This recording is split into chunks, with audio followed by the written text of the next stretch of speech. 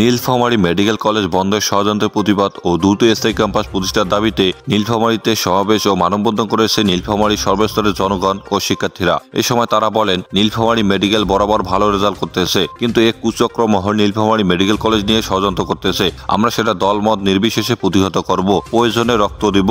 আমাদের নীলফামারীর গর্ব, নীলফামারী সরকারি মেডিকেল কলেজকে নিয়ে এক দুর্বিষহ শুরু করেছে।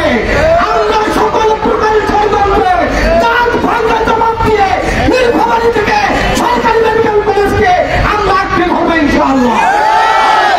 ইতিমধ্যে আমাদের কেন্দ্রে কথা বলেছি, আমাদের যে নাগরিক পার্টি রয়েছে, নাগরিক পার্টি আমাদের যে মেডিকেল সেল রয়েছে, সেই মেডিকেল সেলের সাথে আমাদের কথা হয়েছে। তারা আমাদের কথা দিয়েছে, তারা খুব শীঘ্রই আমাদের স্বাস্থ্য মন্ত্রণালয় রয়েছে, স্বাস্থ্য মন্ত্রণালয় কথা বলবে এবং তারা সর্বোচ্চ চেষ্টা করবে এই সমস্যার সমাধান নিয়ে আসার।